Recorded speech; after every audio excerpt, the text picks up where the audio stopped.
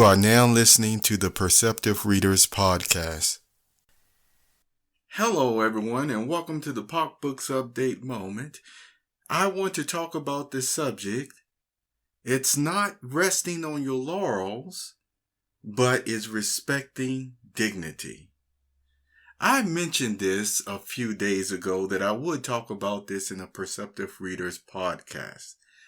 So, what does resting on your laurels mean? Sometimes that is used to say that a person has made a lot of achievements in their life, accomplishments, awards, money, notoriety, whatever it may be. It is on such a level that once again, their life has, a great deal of satisfaction that comes from it. And so then often later years, you see, round about, the 40s, maybe, for some, you may not see them running as the way that they were in the rat race, as we call it. You may see them move a little bit slower. You see, they may take their time a little bit more. You may, if you're walking on the sidewalk with one of them, you may see that even though you could take 3 strides to their one, they're quite all right with it. Okay, there's no rush here or there. Now, with the knowledge of that resting on your laurels, the way that people use it sometimes, it's kind of like used or stated in a negative way. But I want to share something with you when it really isn't in a negative way. I'm going to share something with you that most likely you never really even thought about, because this is something that I am noticing from persons from time to time, even with the younger generation. As far as when I was growing up, it was just certain things that you didn't do. And especially, I know this is like, yeah, it's still young, but it didn't matter. When I was growing up, it was like, especially if somebody hit their 30s even or 40s, it was certain things that you knew, hey, I got to leave it up to them. I got to, yield this to them on what they're doing or how they're going to do with their situation that they have, and not push what I may be thinking on to them. Okay. So let me get back to what I mean about it's not resting on your laurels. It's respecting dignity.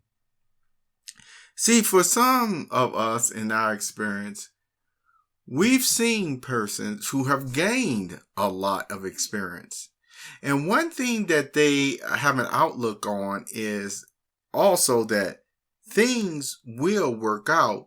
The point is, how can they maybe help somebody come along to the conclusion on certain things that they want them to learn or do. And so sometimes that actually requires for them that even though they could resolve a certain problem, in less than a day on some of these difficult decision-making things, they may not, because they know, again, the persons who are around them, it's like, okay, this is going to be your time, so you need to learn these things now. I'm not going to tell you every single thing as far as what you ought to do, but I've given you all the underlying principles and foundation on how you can resolve it for yourself. See, now for some persons who, may want to resolve this or that right now, it may look like the person that they're talking to, it's like, man, that person never helps me. It's like they're just resting on their laurels and this and that or what have you. And it's not like that in every single case. Another reason why this happens sometimes is because there are things that you may not know about the person's personal life as well. It could be quite possibly, again, certain reasons, physical reasons, medical reasons, why they have decided to take this course or that course where they're not as much again in the fast pace of life anymore. No matter whether somebody may feel, well, I know this person has the skills. Yes, they may have the skills even mentally to do whatever it is that's being requested. But what is going on with them again physically? What is going on with them emotionally? See, from experience, as you know, a lot of these persons end up learning, hey, I just grease my face with oil, as they put it, not to show what may be going on internally with me. And I still function in this way or that way. But you see, it may look like the person, again, will want to do more than this or more than that, when really they have already learned to listen to their bodies and their minds and their emotional state to once again know what works for them. All right. Why is this important? Because see, I'm going to share something with you that's very, very, very important that I told you that has seemed to be a loss with the technology generation. Many persons, see, at young ages have made money and things of that nature that normally used to take persons until their 40s and higher to actually make, if at all. Along the way, have you learned, though, and retained still not only empathy for matters, but understanding there's a certain dignity that continues to come with age, you see? And so it's important knowing about this dignity, because I want to share something with you. There was a man who had high positions for some years, more than a couple of decades. And see, and it's basically just been almost like an unwritten rule or what have you, that once you reach a certain status or a certain occupation, if you were in that occupation or that job or what have you, and once again, many years of experience, and there's no other weird reason, I'm going to use the word weird, that cause you not to be in that position, anymore, what have you, then basically when persons normally leave a job, okay, they end up, laterally going across at the same, position, or even higher if they, apply for some other type of work, and so what I'm talking about managerial, supervisory, and higher, you see, positions, okay? So normally if, let's say, you have a CEO of a company and he ends up saying, I want to do something else. And let's say he takes off even a year, you see, and, contemplate what he's going to do. Let's say he goes right back into the field he was in, or even in another one. Then most likely, see, the managers or the CEOs of other companies would basically look at him as, okay, I know what you're able to do. I don't have to start you back in the mail room. You see what I'm saying? And so why did I emphasize the mail room? Because you have persons who have moved up at times from what would be considered the lowest position in the company all the way up to the top. And so after, years of experience and that on top of that, then whatever company that they will go right back into, if they apply for something, then a person, it just really would be disrespectful to say, well, I don't know you. I know the resume and stuff, but we're going to start you right back in the mailroom again. See, it's just not done like that. And see, today, some persons may look at that as, well, this person is still young enough to go through all of this and all of that. And it's like, well, what has this person experience already really shown? It has shown that this person already has the qualifications for the job. Now, of course, you're going to always have your naysayers, but the proof is in the pudding overall whether the person really does know how to do the job or not. Um, to actually take somebody who, let's say you had a sergeant in the military. I just want to use an example. And now you have this sergeant who has trained men how to defend themselves, how to defend others, always did good on the, once again, physical fitness tests and all sorts of stuff. Okay? Still look good even later years in life or what have you. Yet, there may be a position in the company again where, the person is moving towards, and they shouldn't have to go through again a rigorous test like that if all the job pertaining to again is basically like administration. You see, I could just go on and give examples. And so once again, a person shouldn't say, "Oh, this individual is just resting on their laurels that this is what they used to do." No, it actually becomes a point in life where, and I described this earlier, but I'm going to use something that the good book even says, where it's saying before gray-headedness, a person should rise up.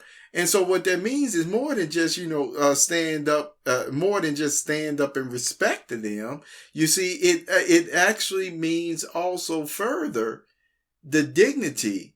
You don't really expect for them to have to go through all the other rigmarole of stuff that a person has to do in their teens and in their 20s. That's really just the fact of the matter. And so I really want to emphasize this still, because sometimes persons will put another person through something and they will say, well, we're just testing to see if we're going to be able to work together, or even the humility of that person or what have you. And the thing about that, it sounds sometimes good on the surface, but then it depends on what type of tests that they put on the person, you see.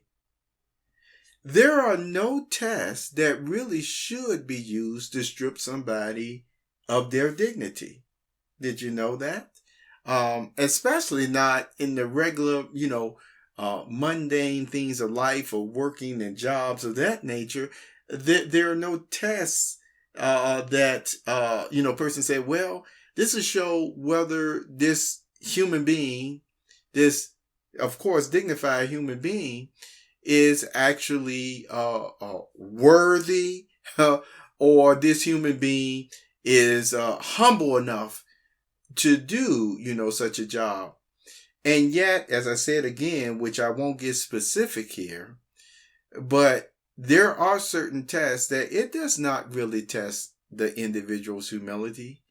What it is doing is actually trying to get them to compromise who they really are.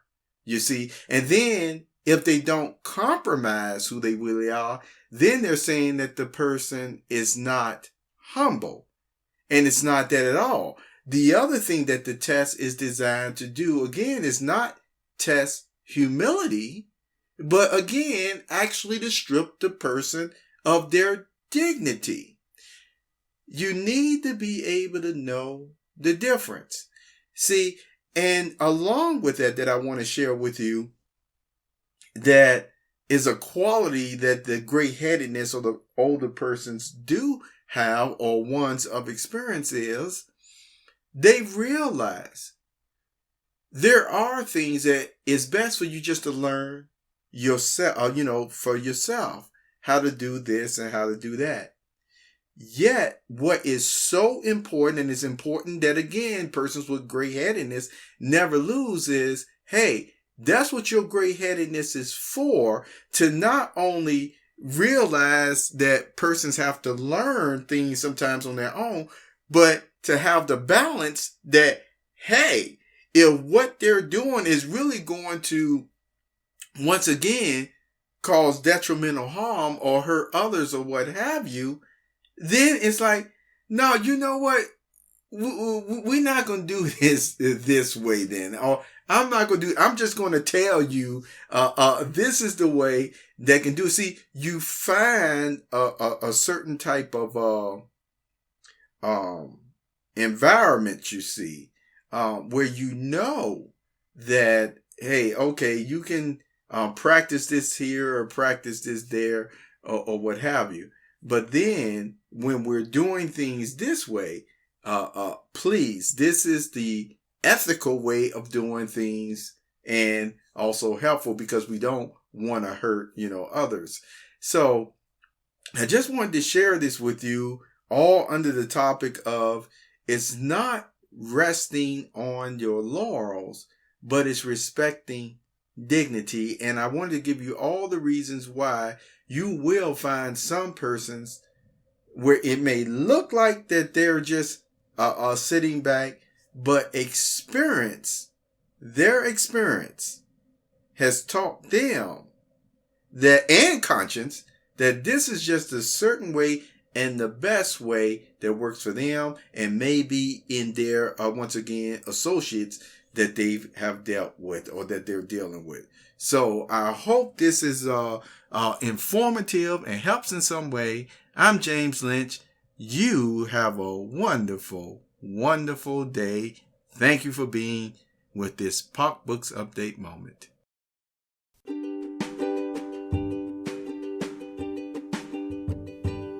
You have just listened to the Perceptive Readers Podcast. Remember, until next time, if you read something that encourages you to improve or enhance your life for the better, it becomes your reality.